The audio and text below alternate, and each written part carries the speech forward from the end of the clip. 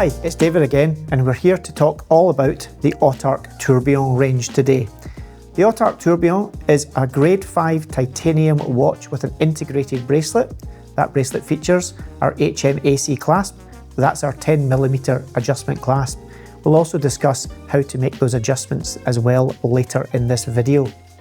In terms of dial colours, here is the gradient grey, which also features a power reserve indicator at 10 o'clock. We have the Fumé Salmon, which again also has the power reserve indicator display.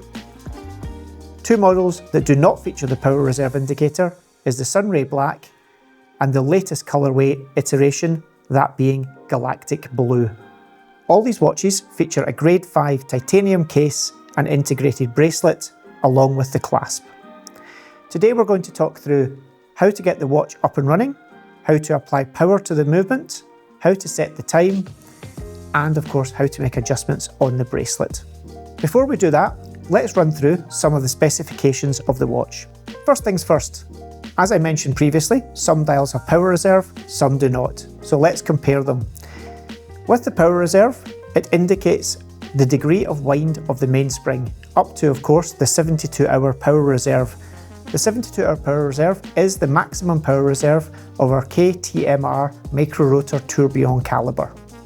Outside of this difference, all other features of the watches are identical. We're going to use the Galactic Blue, my personal favourite. It's from outer space, kind of like where a lot of people say I come from. We'll go through the specs of the watch. Case diameter is 39.5mm. The height of the case is 8.8mm. The watch features our HMAC Clasp, that's the HORAGE Micro Adjust Clasp, featuring 10mm of adjustment, a full grade 5 titanium integrated bracelet, and of course the case and crown also being produced from grade 5 titanium. Let's talk about the clasp to begin. There are two buttons on the clasp. Pressing both of these simultaneously allows you to open the clasp. Inside the clasp you'll find a central button. Pressing this allows you to slide open and closed the bracelet. You have 10mm of adjustment. We'll fully open it. When it's fully open, we can close the clasp by folding over, and a sharp press with a click will signify it is closed securely. You're then able to adjust the bracelet length in 1mm increments. Each click is 1mm, and you're able to shorten the bracelet while wearing it on your wrist. To get the best fit for the watch, you of course have to make adjustments to the bracelet. You can ask us to do this before we deliver the watch. If you give us your wrist size, we'll make those adjustments on your behalf. If this hasn't been done and you need to remove links from the bracelet, this can be done easily by removing links by pressing through the pin and collet and removing the given number of links to suit your wrist size. If you have the tools at home, this should be straightforward. If you don't, or you're not confident to do this, your local watchmaker or watch retailer should be able to help with this. For your information, the pins can be pushed in either direction. Unlike many watches, they are not directional pins. We strongly advise you set the clasp to the halfway adjustment point before making adjustments to the bracelet. This will ensure you can both increase and decrease the size of the bracelet during those warm or cold days when your wrist may swell or contract. Let's talk about the movement or calibre that features in the Autark Tourbillon. The K-TMR is our Micro-Rotor Flying Tourbillon calibre. This provides 72 hours of power and has a full silicon escapement. It's one of the most durable tourbillons on the market. You don't need to be afraid. You can play sports, you can go swimming.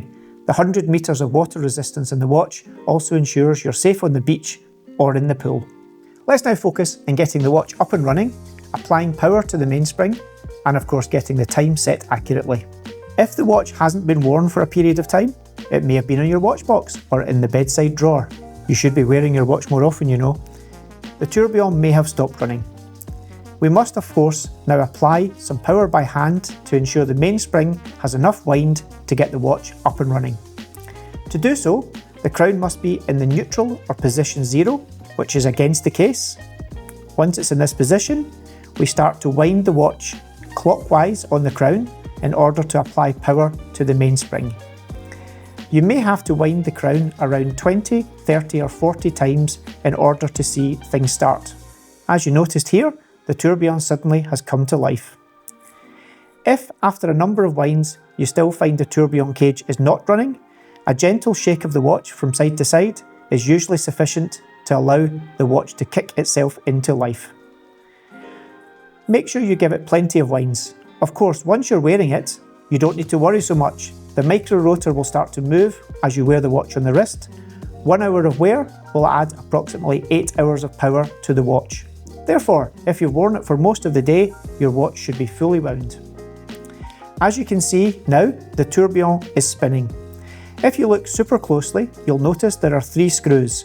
One of these screws is blued. As it's a 60-second tourbillon, this acts as a handy 60-second running second indicator on the watch. Now we're going to talk about how to get the time set accurately on your Autark Tourbillon. In order to do so, you're going to need a reference time.